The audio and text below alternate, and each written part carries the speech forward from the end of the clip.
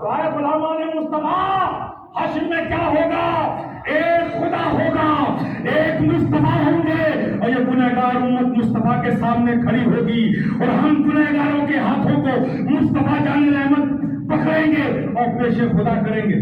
جانے دو محبوب خوش ہوئے، نہیں جانے دو محبوب خوش ہوئے، نہیں جانے دو محبوب خوش ہوئے، نہیں جانے دو محبوب خوش ہوئے، نہیں جانے دو۔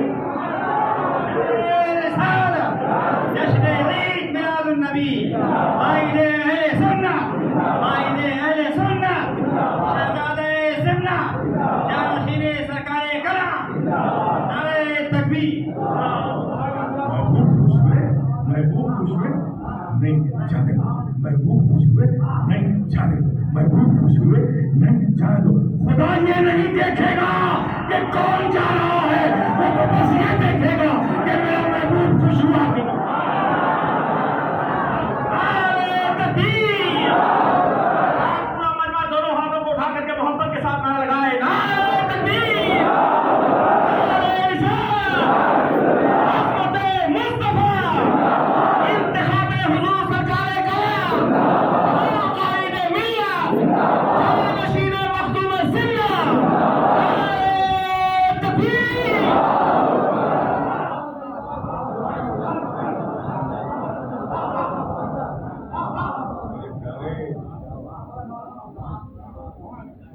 کتنا پیار کرتے ہیں ہمارے آقا ہے کوئی اس کی مثال؟ تو میرے پیارے یہاں پر رک کر میں آپ سے بھی پوچھوں گا کہ جو آقا ہم سے اتنا پیار کرتے ہیں، اتنا پیار کرتے ہیں، آقا کا ہماری جانوں پر حق ہے کہ نہیں؟ حق ہے کہ نہیں؟ بولو نا۔ دوسرے سوال کا جواب مجھے دیجیے، آپ ادا کیا کیا؟ بولو نا میرے پیارے، نہیں کیا، کب کرو گے؟ زندگی کی عمر کے جس حصے میں ہو اب نہیں کیا، یہی بتا دو کب کرو گے؟ کب کرو گے؟ یہی چیز ہے، ایک طرف سے انعام ہی انعام ہے، عطا ہی عطا ہے، کرم ہی کرم ہے، دوسری طرف سے ناقدری ہی ناقدری ہے۔ نہیں میرے پیارے، محبت کرنے والے کو تو حساس بھی بنو، محبت کرنے والے کو تو ذمہ دار بھی بنو، پہچانو اپنے آپ کو، تم دنیا کے اور لوگوں کی طرح ایک قوم نہیں ہو، تم وہ قوم ہو جس قوم کے بارے میں قرآن میں اللہ نے یہ فرمایا ہے، تم خیر امت اخرجت للناس، تم ہی بہترین امت ہو جسے ہم نے لوگوں سے نکالا ہے۔ اور یہ خطاب کیوں ہے؟ اس لیے کہ تم اچھائیوں کی دعوت دیتے ہو، برائیوں سے روکتے ہو، تو میرے پیارے جب تم خود برائیوں کے دلدل میں ہوگے تو روکو گے کیا؟ جو آقا ہم سے اتنا پیار کرتے ہیں ان کا ہماری جانوں پر حق ہے، تو حق ہے تو حق ادا کرو نا میرے پیارے۔ وہ آقا یہ فرمائے کہ نماز میرے آنکھوں کی ٹھنڈک ہے، رب کی بارگاہ میں سجدے کر کر کے اپنے آقا کی آنکھوں کو ٹھنڈک کیوں نہیں پہنچاتے میرے پیارے؟ کیوں نہیں پہنچاتے میرے پیارے؟ آپ تصور کریں اپنی زندگی کے معاملات میں عفو در گزر دور دور تک نہیں نظر آتا، اخلاق کا حسن دور دور تک نہیں نظر آتا، ایک پڑوسی کے لیے پڑوسی کے دل میں محبت کہیں اس کا نام و نشان تک نہیں ہے، جبکہ یہ ساری چیزیں، یہ وصف و کمالات اس کے امین تو آپ ہی تھے نا۔ یہ امانت انسانیت کی، مانوتا کی، اہنسا کی، پیار کی، محبت کی، رفو و درگزر کی، پاسداری کی، روایات کی، وفاداری کی، اخلاق کی، حسن کردار کی، یہ سب دولت دنیا کو تو آپ ہی نے دی تھی نا۔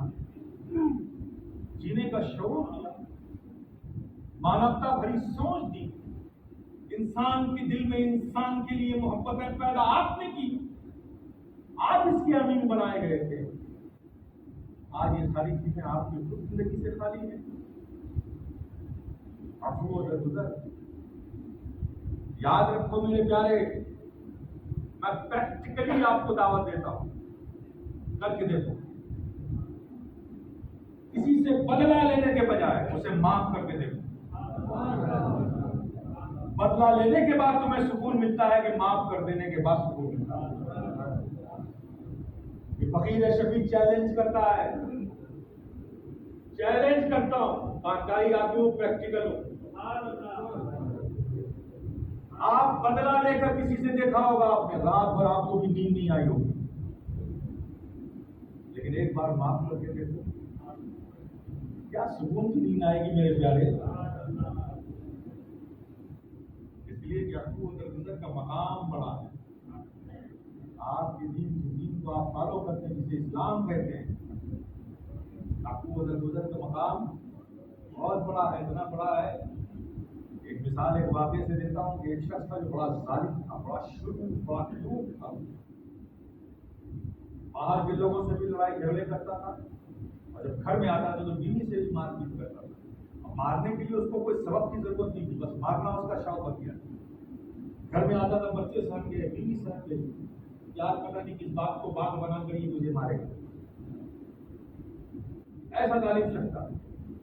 اس کا پورے سنسار میں ایک ہی دوست تھا جو اس کی کچھ باتیں سن لیتا تھا، وہ بھی بھاگ جاتا تھا. وہ مر گیا. ظاہر اس کے مرنے کا کس کو افسوس ہوگا.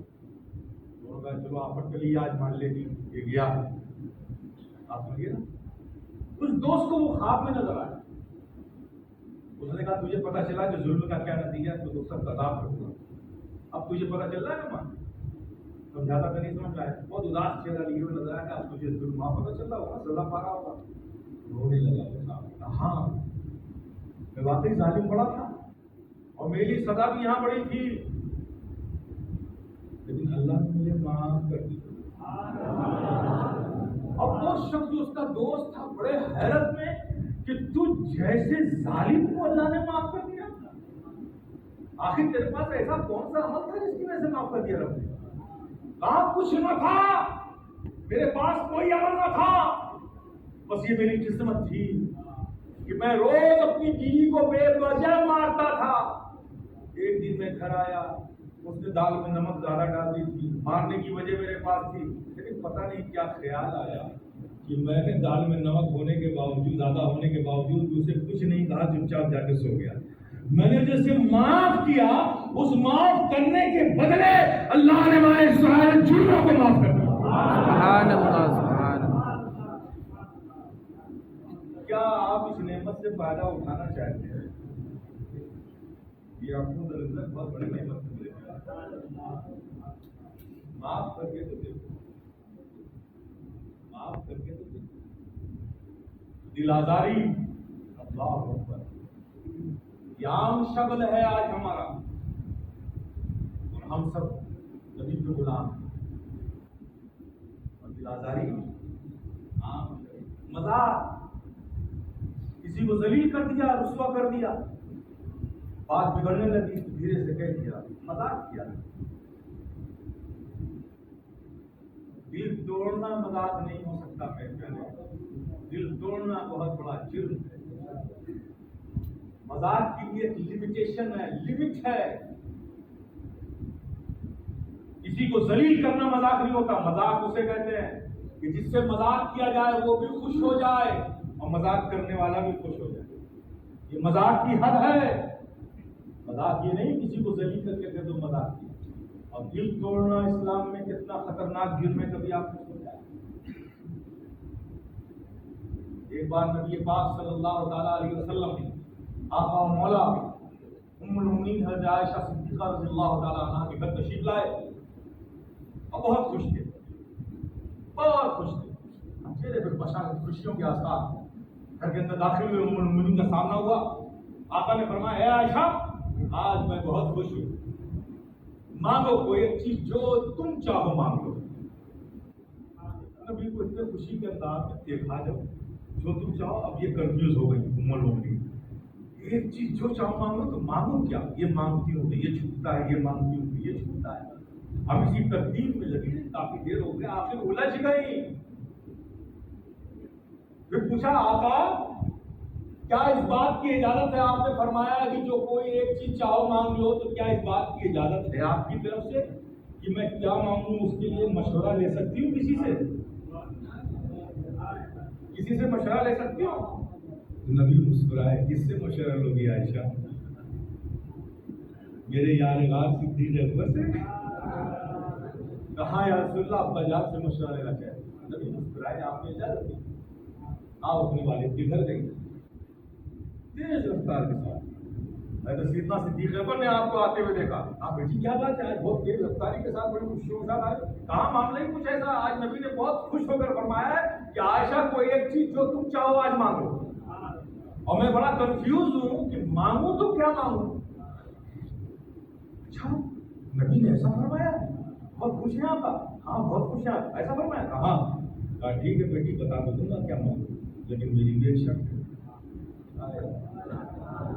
میری ایک شرط ہے؟ ہاں بجا آپ کی کیا شرط ہے؟ کہا جو نبی بتائیں گے نا پہلے آگے مجھے بتانا۔ کہا شرط منظور۔ ہاں بیٹی جب آپ کہہ رہے ہیں مانگنا ہے یہ مانگو۔ کیا کہا؟ جب آپ شب معراج گئے تھے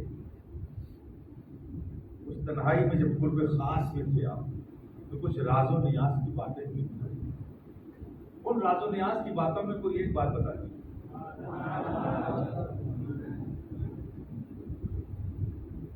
آئی جیسے داخل ہوئی آقا نے پوچھا آ گئی عائشہ؟ کیا بتایا میرے یار غار نے، میرے صدیق اکبر نے کیا، ابو بکر نے کیا بتایا؟ یا رسول اللہ وہ جو آپ گئے تھے شب معراج میں، جو قرب خاص میں آپ ہوئے تھے، اس وقت کچھ راز و نیاز کی باتیں بھی تھیں، ان باتوں میں سے کوئی ایک بات بتا دی۔ نبی مسکرائے کہ میرے یار غار ابو بکر نے مانگا بھی تو کیا مانگا؟ علم مانگا۔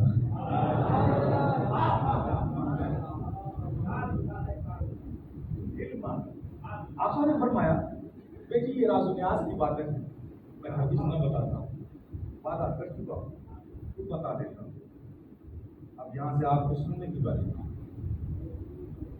آقا نے فرمایا کہ بیٹی ان راز و نیاز کی باتوں میں ایک بات یہ بھی تھی کہ میرے رب نے فرمایا، اللہ نے فرمایا کہ جو ٹوٹے ہوئے دلوں کو جوڑ دے گا اس کے لیے مجھ پر جنت واجب۔ یہ اس کی شان ہے، وہ اپنے لیے کہہ سکتا، ہم نہیں کہہ سکتے۔ ٹوٹے ہوئے دلوں کو جو جوڑ دے گا، اللہ اسے جنت عطا فرمائے گا۔ ان رازوں میں سے ایک راز یہ بھی تھا، یہ پتہ چلا وعدے کے مطابق حضرت عائشہ صدیقہ رضی اللہ تعالیٰ عنہا اپنے والد کو بتانے گئی، وہ انتظار کر رہے تھے، کہہ رہے تھے کب آئیں گی عائشہ، نبی نے کیا بتایا، کب بتائیں گی مجھے۔ اندر پہنچے، بیٹی آؤ میں تمہارا انتظار، کیا کہا آقا نے؟ کہا جو ٹوٹے ہوئے دلوں کو جوڑ دے گا اس کے لیے جنت واجب۔ یہ سننا تھا کہ سیدنا صدیق اکبر دہاڑ مار کر رونے لگے، چیخ کر رونے لگے۔ یہ دیکھ کر حضرت ام المومنین حضرت عائشہ صدیقہ رضی اللہ تعالیٰ عنہا بھی گھبرا گئی، یہ تو خوشی کی بات تھی، اور اس طرح سے جذباتی انداز میں رو رہے ہیں ابا جان۔ جب کچھ دیر بعد طبیعت سنبھلی سیدنا صدیق اکبر رضی اللہ تعالیٰ عنہ کی، ام المومنین نے پوچھا ابا جان میں تو خوشی کی بات تھی، آپ اس خوشخبری کو سن کر اتنی زور سے روئے؟